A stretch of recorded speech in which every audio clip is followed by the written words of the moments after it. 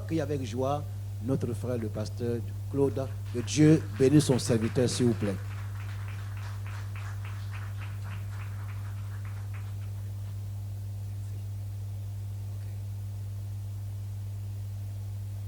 Je vous salue tous en Jésus-Christ, notre Sauveur commun. Alors avec maman, nous sommes des jeunes mariés, ça fait seulement 45 ans. Voilà. Je me suis converti en 1970. Il y en a beaucoup qui n'étaient pas nés là. Et j'ai vu le thème de l'année, la consécration. Et c'est justement sur cela que je vais vous parler ce matin. La consécration à Dieu, nous allons lire dans Nombre, chapitre 8.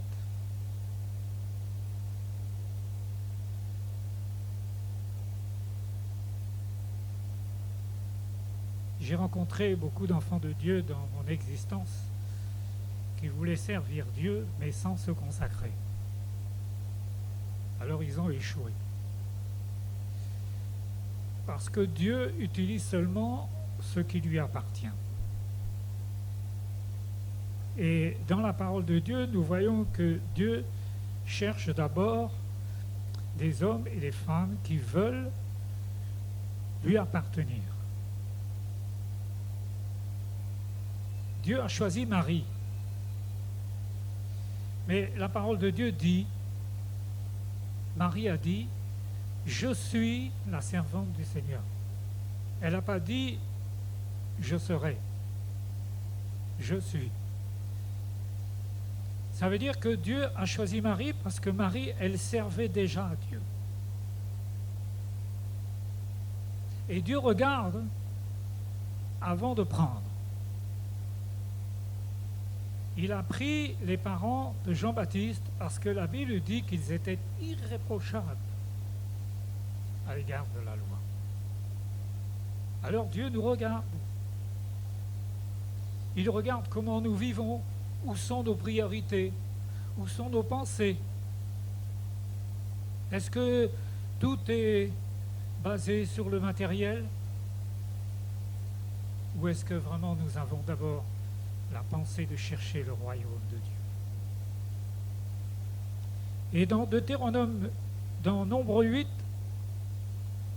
le verset 5, l'Éternel parla à Moïse et dit, prends les Lévites du milieu des enfants d'Israël et purifie-les. Premièrement, purifie-les.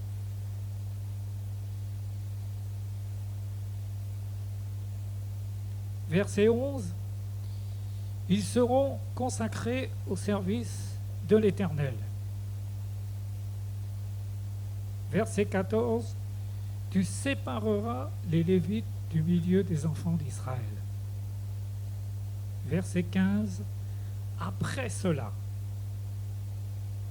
les Lévites viendront faire le service dans la tente d'assignation. Verset 16, car ils me sont entièrement donnés. Premièrement, Dieu purifie. Il nous a sauvés, il nous a purifiés de tous nos péchés. Mais ça, c'est le commencement. L'apôtre Paul dira dans 1 Thessaloniciens 1,9, vous vous êtes convertis à Dieu en abandonnant les idoles pour servir le Dieu vivant et vrai. L'Église n'est pas un self-service où on vient pour se servir. On vient pour servir. Et il faut avoir cette notion et il faut s'y préparer. Seigneur, je voudrais te servir. Le Seigneur entend. Mais il va voir ensuite les actes. On dit qu'il n'y a pas de mots pour définir l'amour. Il n'y a pas de mots. Les mots sont trop faibles. Il n'y en a pas. Il n'y a que des preuves. Et Dieu et pratiquent. Les chrétiens échouent parce qu'ils ont des belles prières, mais ils n'ont pas d'actes. Ce n'est pas suivi d'actes. Et là, le Seigneur est formel. Tu les purifieras.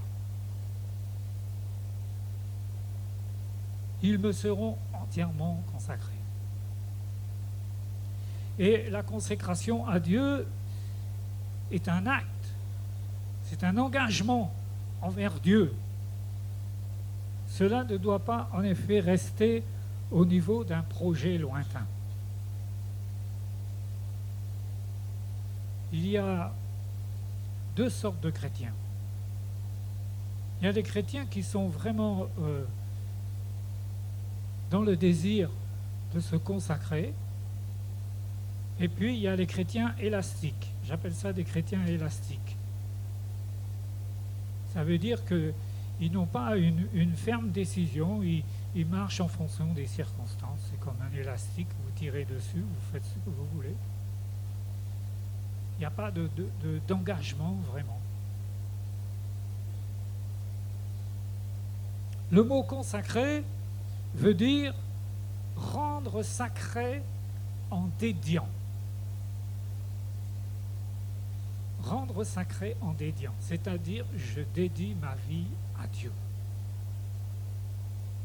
Chaque matin, quand tu te lèves pas pour l'école, pour ton travail, pour ta famille, pour les choses de la terre, tu te lèves pour ton Dieu.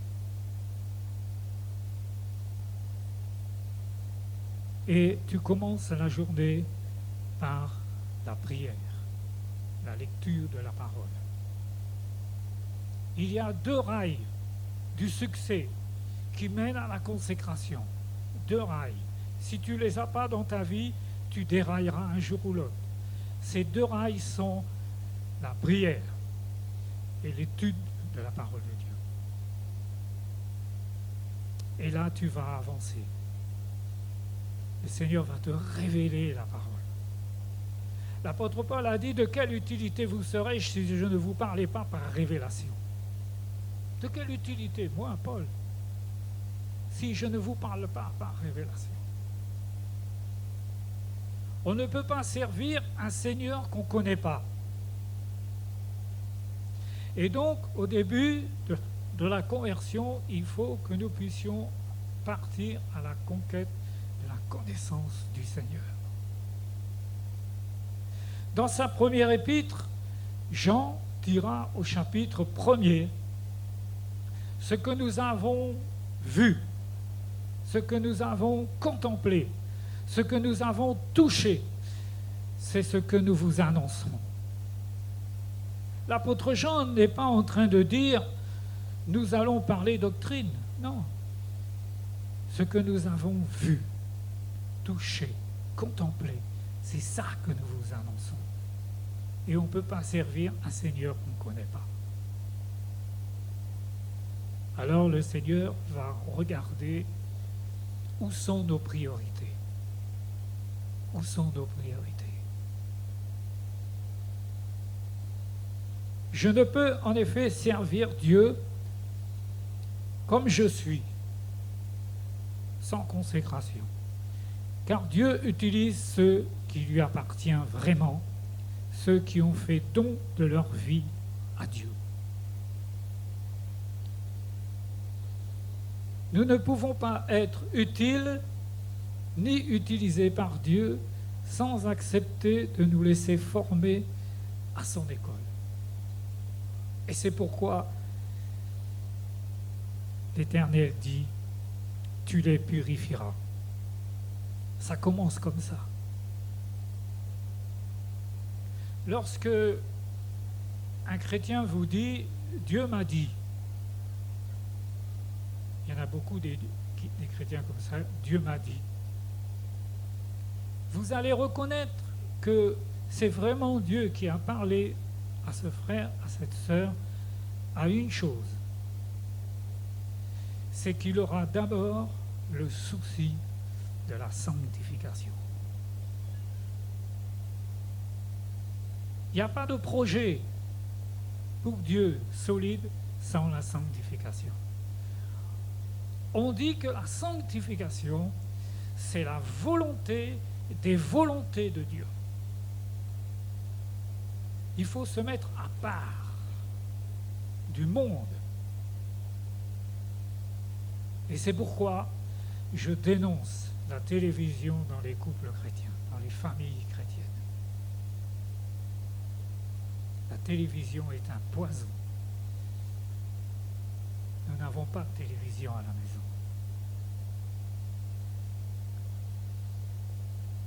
Et je vais vous raconter une petite parabole que j'ai inventée pour faire comprendre. Lorsque le Seigneur va revenir enlever son Église, il va dire aux anges, surtout, vous ne dérangez pas ceux qui regardent la télévision.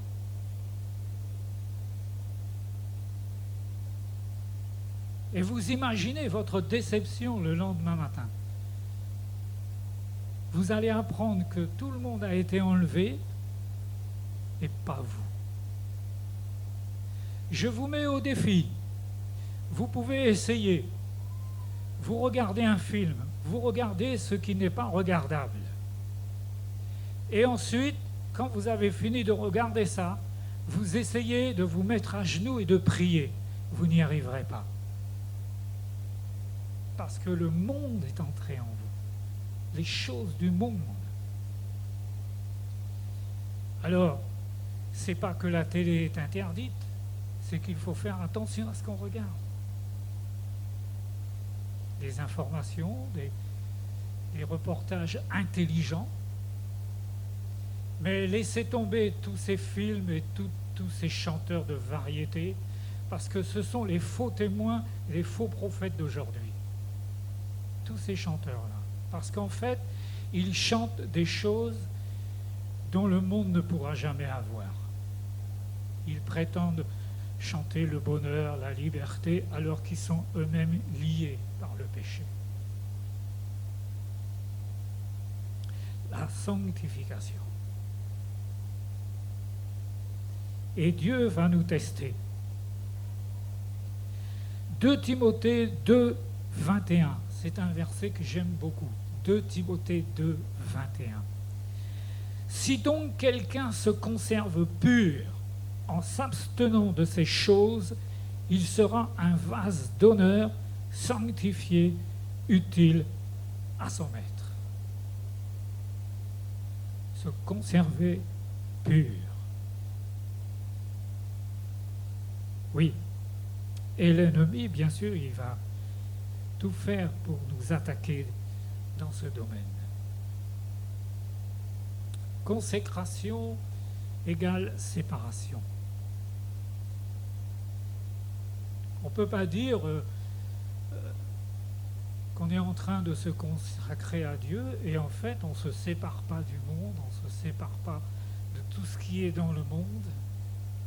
L'apôtre Jean a dit « N'aimez pas le monde et tout ce qui est dans le monde ».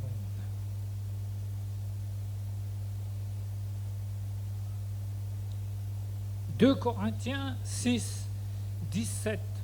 2 Corinthiens 6, 17 nous dit « Sortez du milieu d'eux et séparez-vous, dit le Seigneur. Ne touchez pas à ce qui est impur et je vous accueillerai. Ne touchez pas. Séparez-vous. » Il y a dans la parole ce thème profond de la séparation. On ne peut pas venir servir Dieu et tout garder. Il y a des choix à faire. La priorité, Seigneur.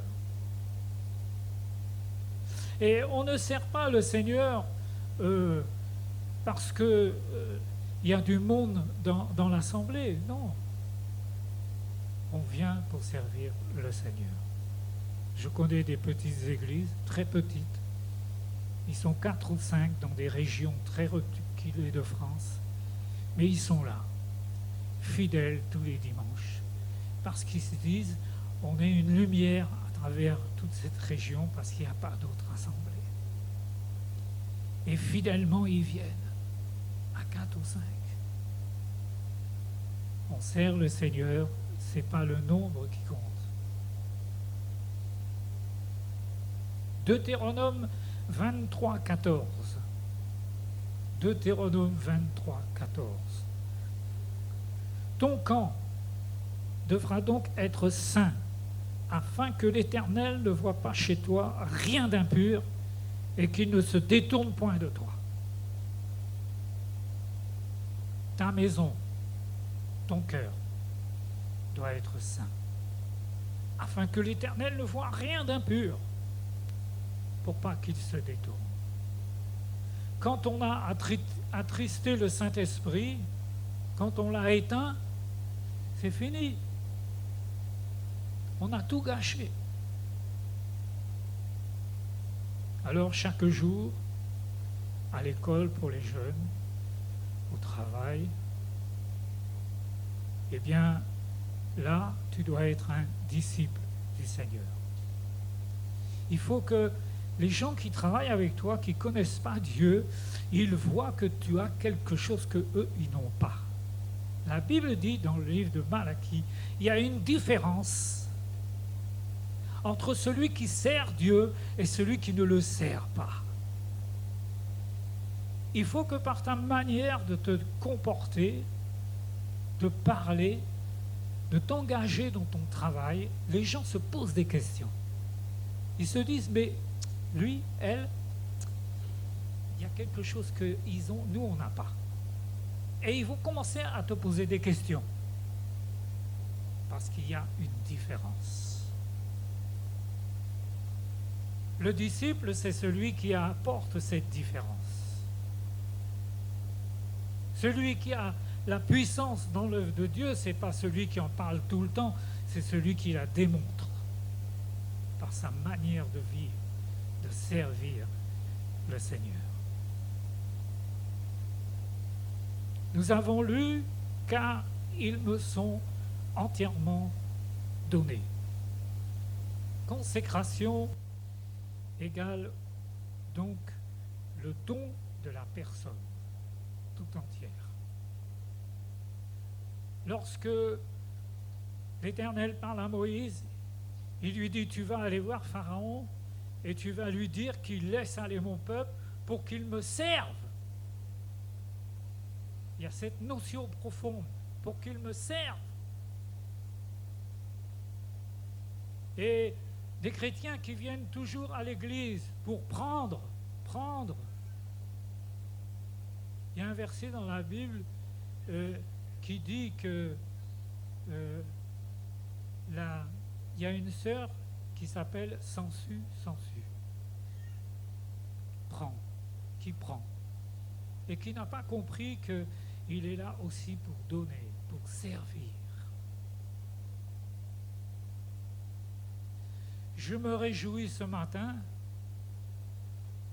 de voir l'organisation dans votre assemblée.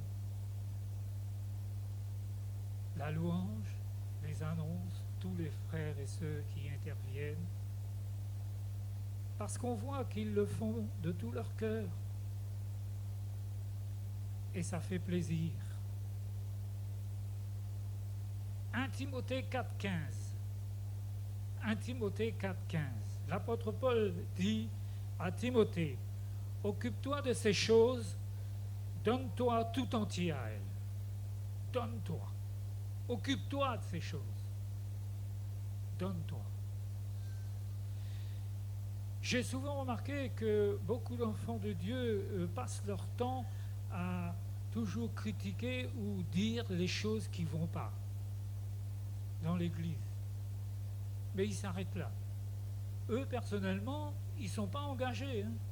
Ils sont là pour critiquer. Mais personnellement, quand vous regardez dans leur vie, ils ne sont pas engagés là où ils sont. Non. Il ne faut pas constater seulement ce qui est à améliorer. Mais il faut être là aussi auprès des serviteurs pour dire, eh bien, nous, on est engagés avec vous. On est engagés, vous êtes engagés ici.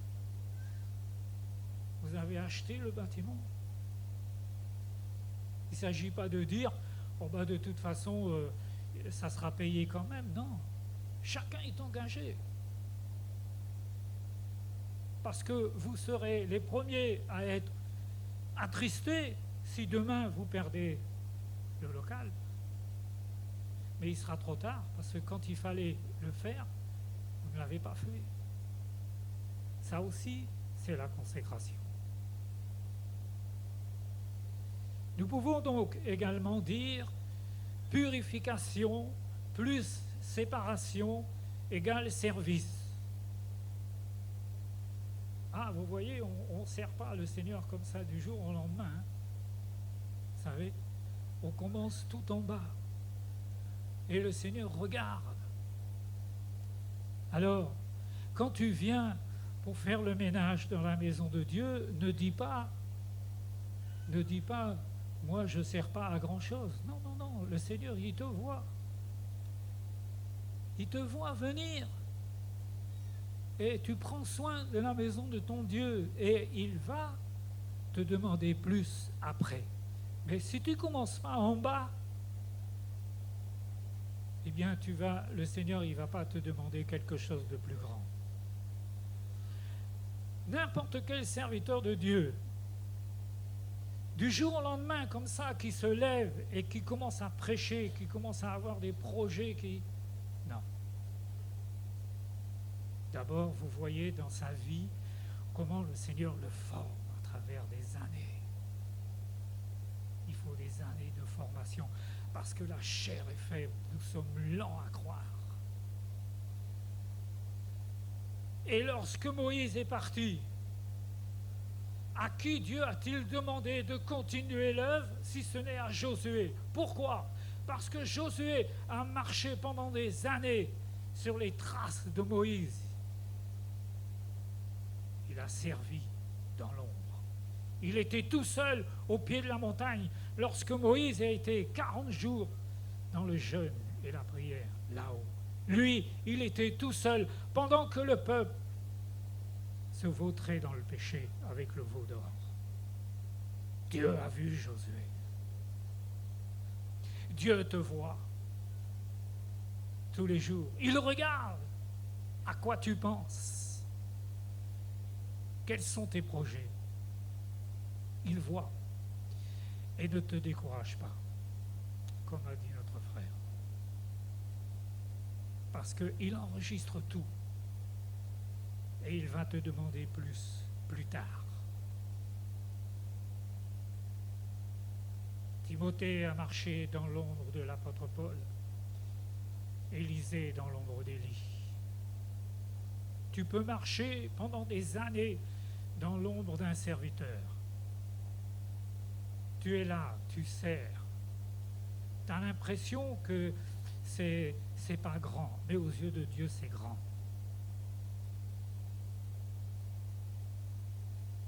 Qui prendra l'heure de la relève ici? Qui, si ce n'est ceux qui ont été formés pour ça et qui se sont laissés former pour ça? Parce qu'il y en a beaucoup des chrétiens qui veulent servir Dieu, mais qui n'acceptent pas d'être formés. D'après eux, ils savent. Mais comme je disais ce matin, Dieu ne travaille pas avec les gens qui savent parce que ça l'encombre. Les gens qui savent. Dieu cherche des hommes et des femmes qui ont un cœur simple d'enfant, qui aspirent, qui désirent. Vous voyez dans les psaumes, n'est-ce pas, cet élan de désir vers Dieu. Tout mon désir est devant toi, dit un psaume. Dieu regarde. On ne sert pas Dieu par habitude. Il faut qu'il y ait un élan du cœur. Il faut que Dieu voit qu'il y a une aspiration, un désir, une passion. Un jour à Paris, je me rappelle, il y avait des grands panneaux publicitaires. C'était Sony qui faisait cette publicité. C'était écrit en grand, on ne fait rien de grand sans la passion. Oh, j'ai dit, Seigneur, les païens, ils nous enseignent. Parce que c'est vrai, on ne fait rien de grand sans la passion. Vous avez vu comment les sportifs sont passionnés? Ils courent tous après un ballon. Mais il n'y a qu'à leur en donner chacun un, et puis voilà, ça sera réglé. C'est pas la peine qu'ils se battent tout le temps pour un ballon. Mais vous voyez la passion. Et ça attire des foules, ça remplit des stades. Les gens sont passionnés pour un ballon. Mais à quoi ça sert qu'un tel ait gagné 2-1 ou 0-1 ? Ça sert à quoi ? Mais vous voyez vraiment où se trouve le centre d'intérêt des gens. Ils ne sont pas là pour réfléchir en disant « Mais franchement, il y a autre chose de plus important que de taper dans un ballon dans ce monde. » Vous voyez le ridicule de notre société.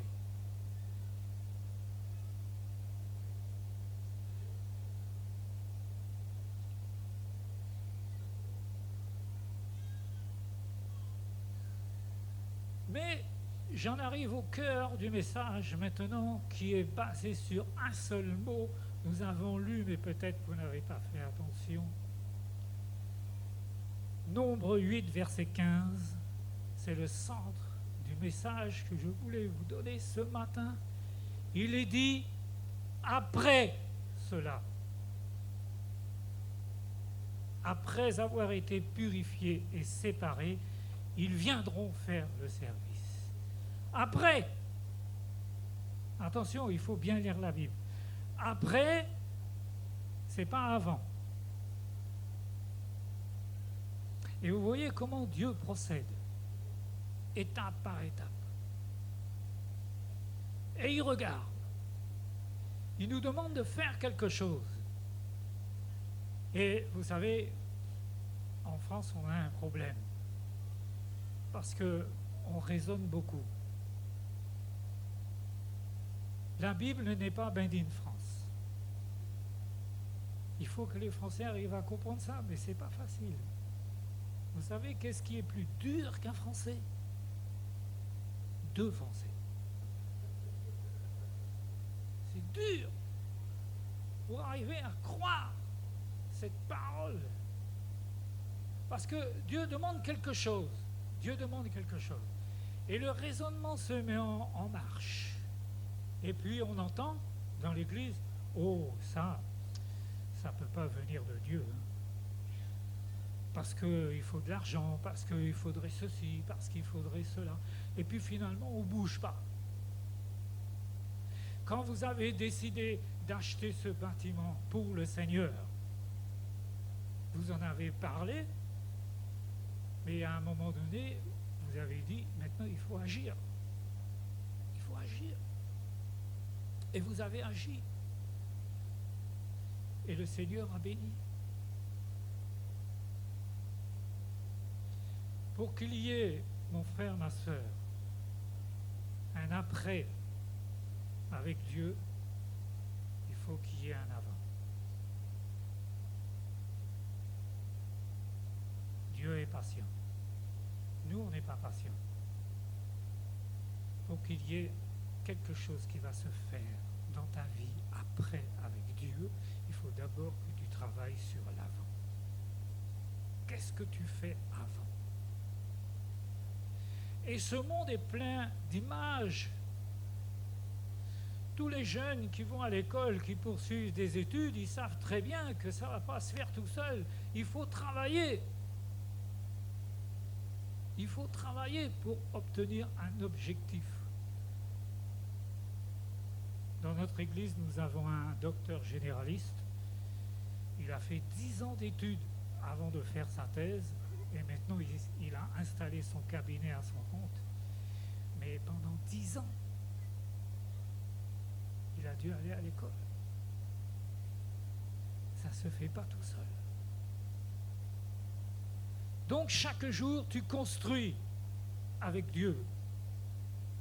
Quand tu passes du temps dans la prière, dans l'étude de la parole, tu es en train de construire. Et c'est sur ça que le Seigneur va construire avec toi. Mais si tu négliges la prière, l'étude de la parole, il n'y a rien qui va se construire en toi. alors à partir de demain matin, tu vas faire quelque chose. C'est là que tu vas voir si tu es spirituel ou charnel. À partir de demain matin, tu vas mettre ton réveil sonner 1 heure avant. Avec la résolution, à partir de demain, de prier chaque matin avant de partir. 1 heure dans la parole, dans la prière. Et quand le réveil va sonner, c'est là que tu vas savoir si tu es spirituel ou charnel. Parce que si tu appuies sur le réveil et que tu te recouches, tu es charnel.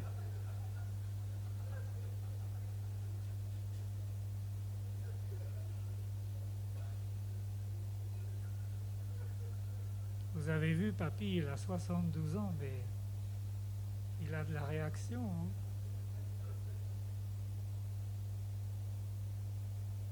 Et si tu n'y arrives pas le premier jour, tu vas recommencer le lendemain. Tu vas dire, Seigneur, il faut que j'arrive à vaincre la chair, il faut que je me lève 1 heure avant pour me mettre devant toi.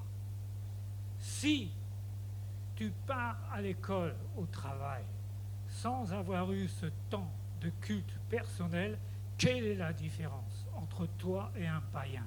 Il n'y en a pas. Et tu es beaucoup plus responsable parce que le païen ne connaît pas Dieu, mais toi tu le connais. C'est là que ça commence, mon frère, ma soeur, le service. J'appelle cela le ministère de la genouologie. Cherchez pas, c'est pas dans la Bible, hein, c'est le ministère de la genouologie.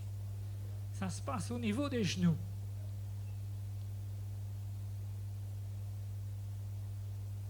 Et c'est là que ça commence, le ministère avec ton Dieu. Devenir un intercesseur. Au lieu de regarder la télé, maintenant tu sais ce que tu as à faire chaque soir. Tu te mets à genoux et tu intercèdes. Seigneur, nous voulons gagner les âmes pour toi. Knox, le grand homme de Dieu, a dit, donne-moi l'Écosse, ô Dieu, où je meurs. Et Dieu lui a donné l'Écosse. Mais quelle lutte! Quelle lutte! Parce que Dieu regarde. Quand il entend la prière d'un de ses enfants, il regarde qui est derrière la prière. Est-ce que cette personne qui prie, je la connais?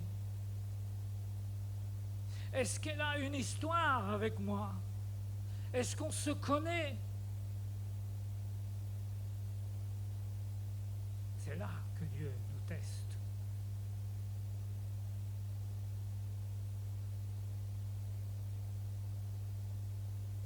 Dans l'Ecclésiaste, au chapitre 7 et au verset 8, nous lisons. Ecclésiaste 7, 8. Mieux vaut la fin d'une chose que son commencement. Au commencement, quand on est nouveau converti, oh là là, on a plein de projets. Hein. Ah oui, on imagine qu'on va renverser la terre. Et puis les années passent et les projets trépassent. On pensait qu'on avait la vision, en fait, on était dans l'illusion. On pensait qu'on allait faire des miracles, et en fait, on est dans un mirage. Non. C'est bien d'avoir ce premier amour, mais il va falloir que Dieu le façonne, parce qu'il y a quand même de la chair dans tout ça.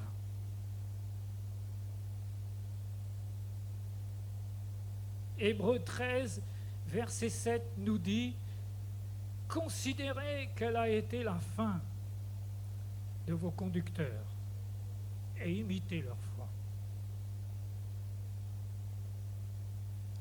L'apôtre Paul était un meneur d'hommes. tous ceux qui l'ont suivi, ils ont compris que pour lui, vivre, c'était Christ. Et l'apôtre Paul a dit à Timothée, ce que tu as vu en moi, ce que tu as appris de moi, confie-le à des hommes capables, qui pourront l'enseigner à d'autres. Au commencement de l'Église primitive, il n'y avait pas de Nouveau Testament. Les connaissances étaient transmissibles oralement pendant des années, avant que le Nouveau Testament commence à être écrit. Et les pères ont cette responsabilité de transmettre ce qu'ils ont appris.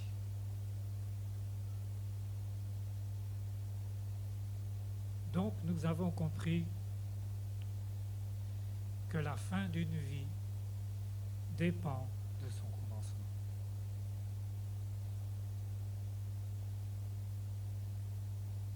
Si tu n'es pas celui que tu aurais voulu être, tu ne peux t'en prendre qu'à toi-même. Tu as oublié de grandir dans les voies de Dieu. Tu as oublié l'essentiel. Tu as oublié de grandir avec ton Dieu. Et la chair ne peut produire que la chair. Qu'est-ce qui fait que des chrétiens retournent dans le monde? C'est parce que, avec des années d'église, ils n'ont rien appris. C'est rentré ici, c'est sorti par là. Et je ne sais même pas si c'est rentré. Question. On ne fait pas des réunions pour meubler, mais pour que chacun puisse grandir dans le Seigneur. Parce que nous, demain, on ne sera plus là. C'est vous la relève. Et les jeunes ne dites pas « on est trop jeune ». Non, non, non. C'est maintenant que ça commence, la formation. Et c'est pourquoi l'école du dimanche est très importante. Parce que les enfants, ils enregistrent. Vous croyez que vos enfants, ils n'enregistrent pas, mais ce n'est pas vrai. C'est pourquoi dans l'Ancien Testament, il est dit « tu dois enseigner la parole à tes enfants, tu dois en parler chaque jour, quand tu voyages, à la maison, tu dois en parler ». Et c'est pour ça qu'il faut faire un culte familial dans les maisons. Le soir, il faut réunir tout le monde, les enfants, les parents, et il faut faire un culte familial. Parce que les enfants, ils enregistrent. On dit que la mère de John Wesley, qui a été le fondateur du mouvement des méthodistes, la mère de John Wesley, on dit qu'elle a été la mère du méthodisme parce qu'elle a élevé ses 11 enfants dans la parole de Dieu. Parents, tu as cette responsabilité. C'est toi qui es le premier prédicateur dans la maison. C'est toi. Si l'on est déçu dans son service pour Dieu, c'est parce que nous n'avons pas construit avant avec Dieu. Alors c'est la déception. Les années ont passé, on est là dans l'église, et puis on se pose toujours la question, quelle est la volonté de Dieu pour moi? Comment le Seigneur veut m'utiliser?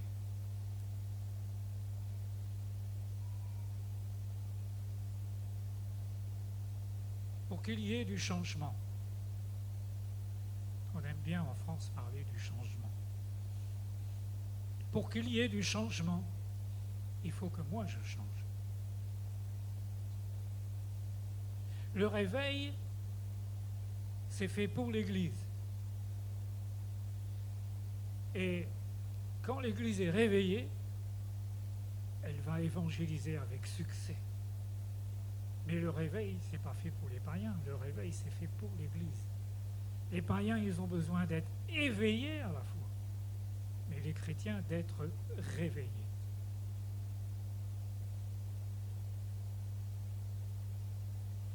Les années passées auraient dû servir à Dieu pour nous enseigner, nous former.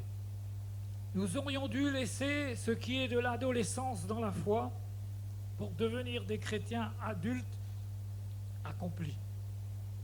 Et ça, c'est pas fait. C'est pas de la faute de Dieu. C'est forcément de la nôtre. Auditeur oublieux, dit Jacques, n'est-ce pas? Auditeur oublieux. Ézéchiel dit des citernes crevassées qui ne retiennent pas l'eau. La parole de Dieu ne doit pas glisser sur toi comme l'eau sur les plumes du canard. Jacques nous dit qu'il faut plonger les regards dans la parole de Dieu. Il faut plonger les regards. Il faut chercher à comprendre qu'est-ce que la parole de Dieu dit. Je disais il n'y a pas longtemps à un pasteur, je crains que nous ayons fait des auditoires dans l'Église et pas des disciples. Ce n'est pas des auditoires qu'il faut faire, ce sont des disciples. Des hommes et des femmes qui vont devenir comme des Josué, des Moïse, des David, des Jérémie, des Ézéchiel. Vous avez vu tous ces hommes, comment ils étaient vraiment engagés, consacrés à Dieu. Dieu cherche un homme, nous dit la Bible, qui se tienne à la brèche, et il n'en trouve pas. Il y a des versets comme ça au singulier. Jésus dit, toi, suis-moi. Toi, ce matin, il nous le dit à chacun, toi, suis-moi. T'occupe pas des autres parce que tu n'as pas la responsabilité de leur vie, tu as la responsabilité de la tienne devant ton Dieu. Tout quitter. Votre pasteur l'a cité ce matin. Tout quitter. Pierre dit, Seigneur, nous avons tout quitté pour te suivre. Et il y a des chrétiens, ils veulent suivre le Seigneur, mais ils veulent emmener tout. Le monde, les choses du monde, la télé, tout. Ils veulent tout garder, ça ne marche pas. Il faut faire des choix. Et c'est maintenant qu'il faut les faire. Déjà, ton futur mariage est capital. Il ne faut pas que tu te trompes. Si ton futur ou ta future te dit « je t'aime », bon, ça c'est des paroles. Comme on a dit tout à l'heure, il faut des preuves. Et qui ne te parle jamais d'aller à la mairie, ce n'est pas quelqu'un qui t'aime.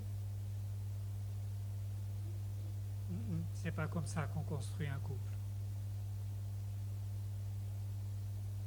Alors il ne faut pas te tromper, parce que là, il y a eu beaucoup d'erreurs et des chrétiens ont pleuré, et ils pleurent encore, parce qu'ils sont allés trop vite. Il faut prendre conseil, parce que l'amour aveugle. Et il faut faire attention, parce que tout ce qui brille n'est pas de l'or. Il faut faire attention. Les dimensions que la parole de Dieu nous enseigne auraient dû grandir en nous. En fait, nous serons demain ce que nous permettons à Dieu de construire en nous aujourd'hui. Il faut le laisser construire en nous. Vous croyez que Dieu envoie comme ça quelqu'un dans son œuvre sans préparation, sans formation? Ça n'existe pas dans la Bible. Ça n'existe pas. Il y a un long chemin. Et ceux qui serviront un Dieu demain, ce sont ceux qui acceptent de se laisser former chaque jour, patiemment. Quand tu étudies la parole de Dieu chez toi, quand tu pries, ne dis pas « Comment se fait-il que ça fait si longtemps que je fais ça et que je ne vois pas que Dieu m'utilise ?» Ne dis pas ça. Parce que comme un homme de Dieu a dit, les délais de Dieu ne sont pas des refus. Ce n'est pas parce que Dieu te fait attendre qu'il n'a pas entendu. Il n'est pas sourd. Mais il y a des délais. Si tu pries pour un réveil, ça ne se fera pas demain matin. Il faudra que tu luttes. Il faudra que tu plaides avec Dieu. Tous les soirs, avec maman, on intercède. Et nous plaidons avec Dieu. Nous disons, Seigneur, tu ne peux pas faire que ton fils, il a tant souffert à Gethsémane, à la croix, et que les choses restent comme ça. Tu ne peux pas faire ça, Seigneur. Moïse a dit, non, Seigneur, tu ne peux pas détruire ce peuple, parce que les Égyptiens, qu'est-ce qu'ils diront? Et l'Éternel a changé d'avis. Oh my God. L'intercesseur, c'est celui qui se met entre Dieu et les gens. Et il plaide. Jacob a dit à l'ange, tu ne partiras pas. Tant que tu ne m'as pas béni, tu ne partiras pas. Non, ce n'est pas possible. Il faut que tu me donnes la bénédiction. Waouh, et Dieu elle lui a donné. Mais si tu pries en disant on verra bien, ça c'est pas la foi. Il y a une différence entre espérer et croire. Il y a une énorme différence, c'est pas la même chose. C'est pas ça la foi. Tu crois que ce que tu demandes, Dieu va te le donner. Et Dieu va te faire attendre pour te faire comprendre que ça a de la valeur. Christ à la croix, ça a de la valeur. Toi qui as des enfants, tu donnes à tes enfants comme ça tout ce qu'ils demandent? Non, il faut que tu leur apprennes le sens des choses, la valeur des choses. Sinon, tu n'es pas un bon parent. Alors Dieu ferait différemment. Il nous donnerait comme ça. Vous savez, aujourd'hui, on est dans la société carte bleue. Alors, carte bleue, bon, tant que tu as de l'argent sur ton compte, tu vas au distributeur et hop. Et on imagine que Dieu, c'est comme ça. Mais non, non, non, c'est pas comme ça. Dieu n'est pas une carte bleue.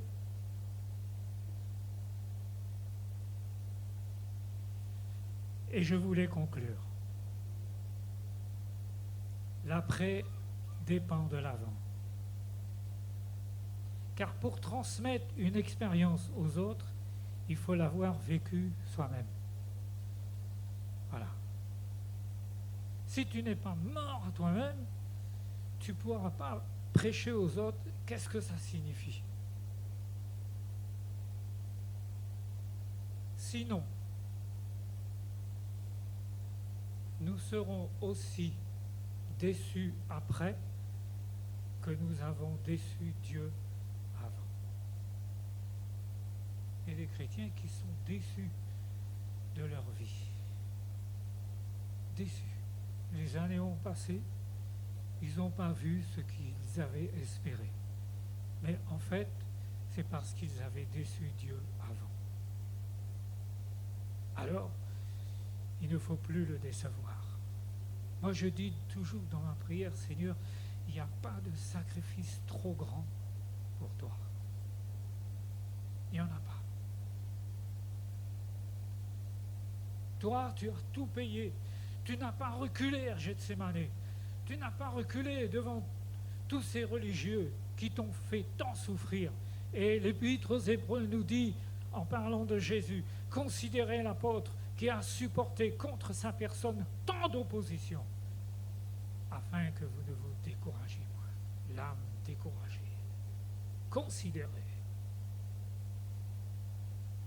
La Bible dit que Dieu a tant aimé le monde. Il a tant aimé le monde. Qu'est-ce qu'il a fait?